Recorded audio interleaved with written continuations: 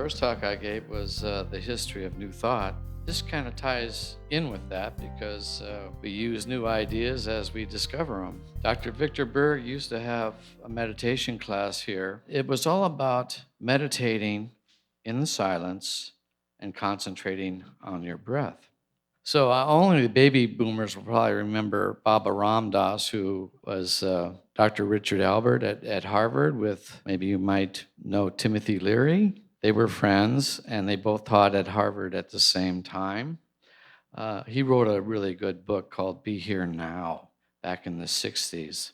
Has been a prolific writer in metaphysics for many, many years. His latest book, Still Here, is much, much older now. He suffered a stroke. He's using the mindfulness to bring him out of his stroke and the pain and be able to live his life fully again. And because he was able to engulf and bless his situation, instead of running away from it, he embraced it. And so it really changed him. And that was what mindfulness is all about. You must know yourself when you're on automatic pilot, it's when you're thinking, working, and eating, and you're not really paying much attention. You're probably watching TV while you're eating, and you're not really aware of what you're doing. The danger is that you miss much of your life this way. If you're in the shower, you might be thinking about what you're going to have to say at the office later on at the office meeting instead of really being in the shower. You know, when you're stirring the pot, you stir the pot. We spend a great deal of time inside our heads without noticing what's going on around us. This erodes our sense of presence in the body, forcing us to live inside of our thoughts. We are not our thoughts. We are the awareness of our thoughts. And that's a quote from Jon Kabat-Zinn. This is the very foundation of mindful awareness, experiencing the world directly, waking up to what's happening inside of you and in the world moment by moment. Automatic pilot is our habitual habits, the doing mode. We're judging, measuring, calculating, comparing, looking for the perfection, which is wrong. Mindfulness is all about looking without judging. Mindful being mode, on the other hand, invites you to suspend judgment and watch the world unfold. Mindfulness allows you simply and compassionately to observe it rather than judge it, attack it, argue with it, or try to disapprove its validity. Mindfulness teaches us that thoughts are events in the mind. We are not our thoughts. As I said, we are the awareness of our thoughts. Acknowledging this makes the path clear through life once again. The being mode, which what we want to be in, encourages you to approach the very things that you feel like avoiding. It invites you to make a friendly interest in your most difficult states of mind. Turn towards these feelings and whatever emotions are threatening to engulf you. This compassionate approach gradually dissipates the power of negative feelings.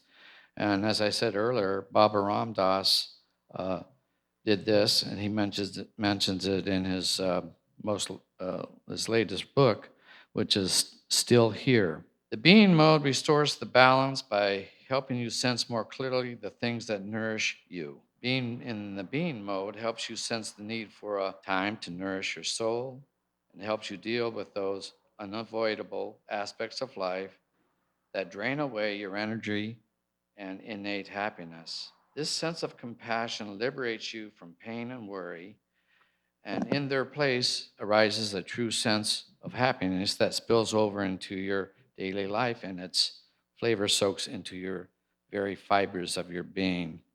This suggests that mindfulness has extremely deep-seated positive effects on the brain. Anxieties, stresses, and worries will still come, but they are more likely to melt away as you learn to meet them with kindness. A little bit about the history of mindfulness. A Vietnam Zen Buddhist by the name of Thich Nhat Hanh, he was born in 1926, which makes him 91 years old now.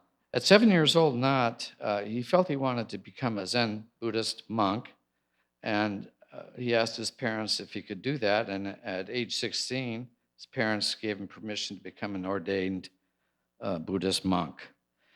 He studied at Princeton University, and he was actually nominated for the Nobel Peace Prize by Martin Luther King.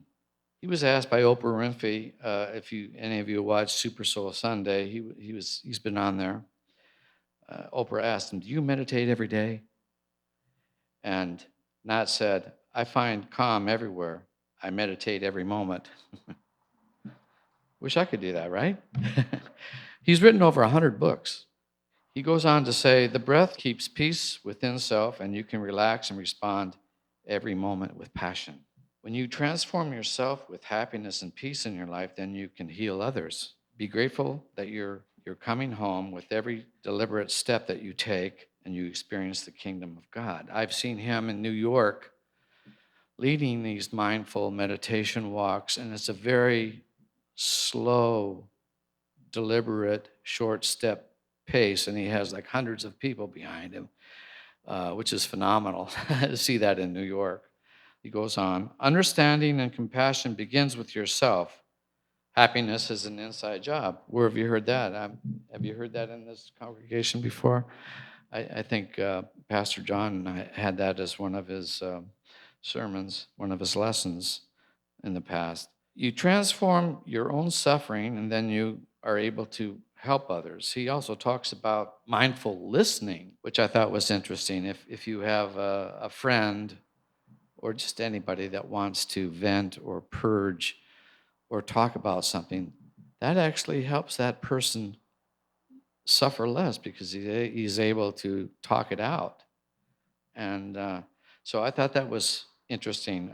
Not only do you have mindful walking, mindful eating, but you also have mindful listening as well. He was exiled for 39 years, and he lived in the United States and Plum, France. And in 1965, he wrote Martin Luther King, telling him in his letter that he was an enlightened being, a Bodhisattva, which means, Martin Luther King, you are a living Buddha. And the next year in 1966, he was able to meet with Martin Luther King. This was at the height of the Vietnam War, and Vietnam monks, Buddhist monks in Vietnam were silent. And you may have remembered that some Buddhist monks in Vietnam actually set themselves on fire. And of course, I thought at that time that was their way of protesting the war. And Martin Luther King asked Nhat if it was out of despair. And Nhat said, no, it was an act of love, and it was out of compassion that they were doing that. So I found that to be rather enlightening. Be still and know the lives of the Buddha and Jesus should always be the models for your own practice. Nhat wrote a book called Living Jesus, Living Buddha, and he considers Jesus to be the Western Buddha. And so he uses Eastern and Western philosophy in his philosophy himself. Don't worry about tomorrow, for it will take care of itself. Where have you heard that before, right? That's something that Jesus has said. If your present moment has peace, joy, and happiness, your future will also.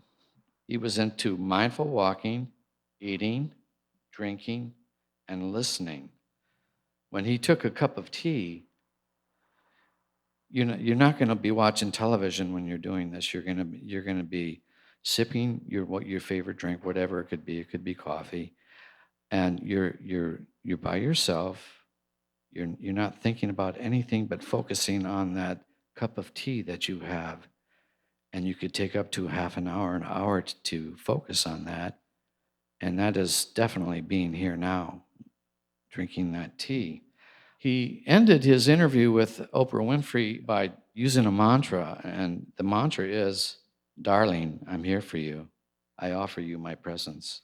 And there's no greater thing that you can do to another than offer your presence to them, Oprah always asks this question, what do you believe happens after we die? And Nhat said, well, it's like the cloud in the sky. It just changes to another form. It may be rain, it may be snow, it may be wind, but it's still there, but it's just in a different form.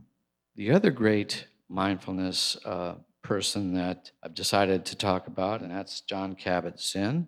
He was a scientist and author. He was very famous for saying, "All you have is this moment."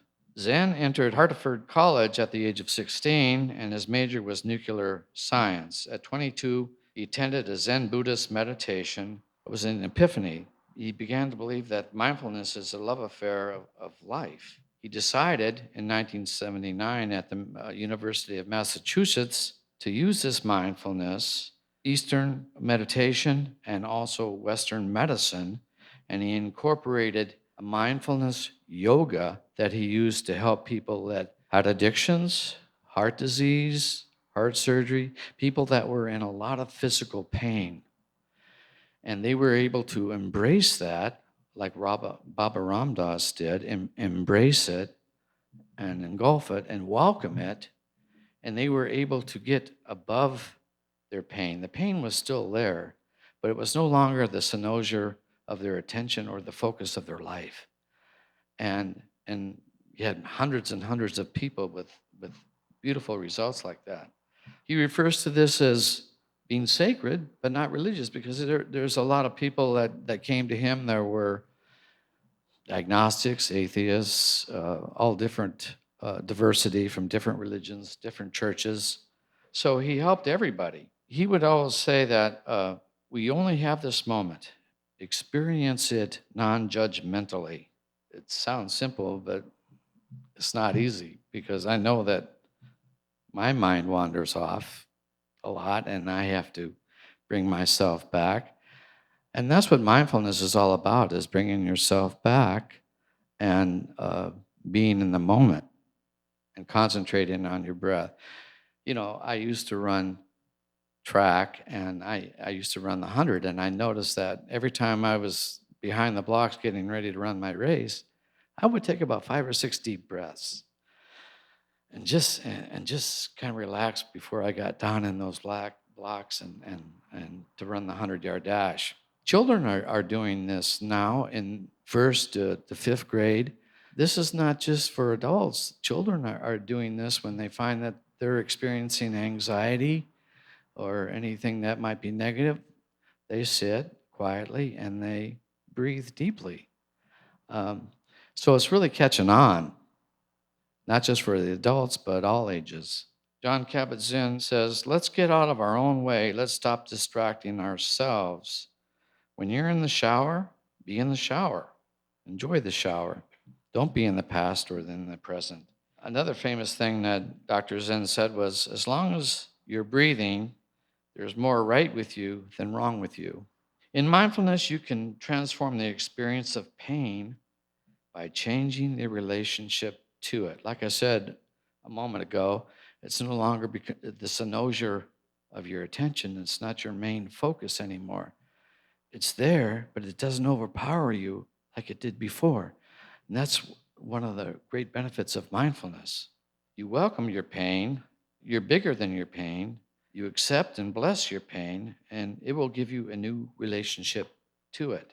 Yearning for peace and well-being, allowing yourself to come home. Home is where you are, moment to moment. Life becomes the meditation. Mindfulness is the gateway to the full dimension of human experience. Your mind is like the ocean waves. At the top, the waves are always coming. But in mindful meditation, you learn to surf those waves instead of struggling inside of the wash machine being tossed all around. You learn to surf those waves. I don't know if any of you have been in the ocean, but if you're down under the ocean and you're looking up 10 feet or so, it's very calm down there. But when you're at the surface, it's really rough. So I like that analogy of being able to surf the waves of the mind and just kind of go through it, easing your way through it.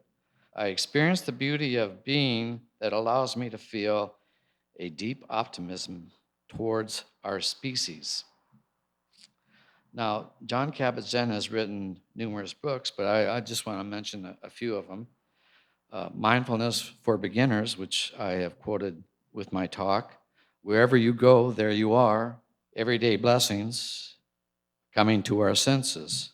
So let's all surf those waves together and calm our lives. Thank you.